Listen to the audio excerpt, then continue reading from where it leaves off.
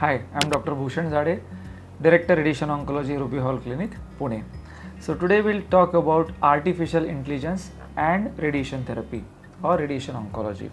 So first we understand what is radiation oncology. In radiation oncology, we use high energy X-rays created or generated in a system called linear accelerator directed towards a tumor with the help of so many fancy devices, what we call multi-leaf collimator, and those micro MLCs with the help of hard software, what we call intensity modulation, rapid arc, all those fancy stuff put together, we direct that radiation to a tumor.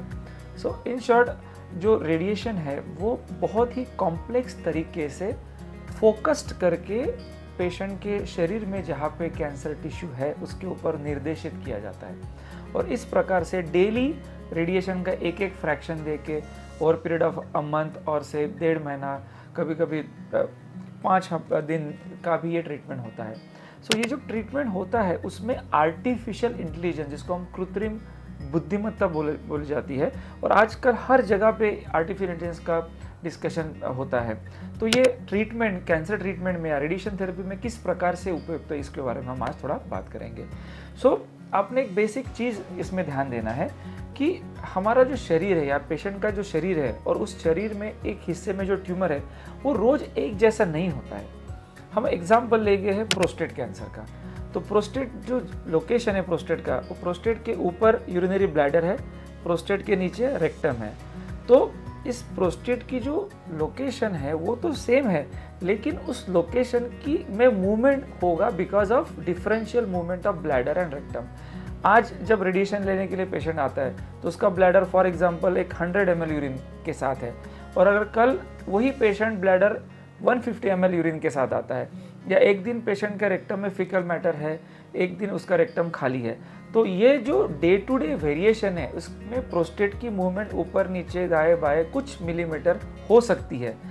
अगर ये position हम real time में capture करके patient को treatment देंगे तो radiation का जो साइड इफेक्ट ब्लैडर या रेक्टम या इंटेस्टाइन को होने वाला है उसको हम काफ़ी हद तक कम कर सकते हैं. और यहाँ पे ज़रूरत पड़ती है आर्टिफिशियल इंटेलिजेंस की.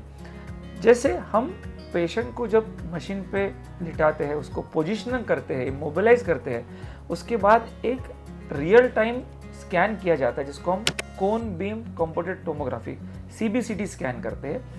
वो CBCT स्कैन हमारे पास एक पेशेंट का स्टैंडर्ड रेफरेंस स्कैन होता है, उसके ऊपर ऑनलाइन रियल टाइम में मैच किया जाता है, और उसके साथ जो वेरिएशंस है वो XYZ पिच रोल या वेरिएशंस को मैच करके हम ट्रीटमेंट करते हैं. यहाँ पे आर्टिफिशियल इंटेलिजेंस का काफ़ी रोल होता है.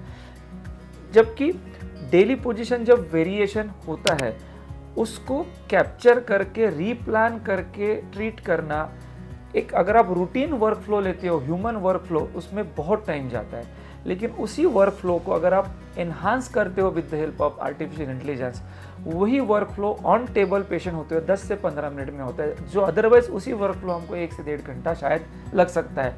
इस तरीके से जब पेशेंट काउच पे लेटा हुआ है, उसके कंफर्ट जोन में रहते हुए हम आर्टिफिशियल इंटेलिजेंस की मदद से उसके डेली प्लान को अडाप्ट करके डिलीवरी करेंगे तो पेशेंट का कंफर्ट रहेगा, साइड इफ़ेक्ट कम होगा और डिलीवरी एक्यूरेट होगी.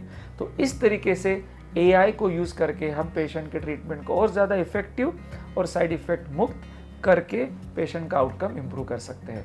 Of course this is a very general information. कुछ पर्टिकुलर जानकारी के लिए आप हमसे मिल सकते हो या हमको लिख सकते हो, हम आपको रीच आउट करेंगे. Thank you so much.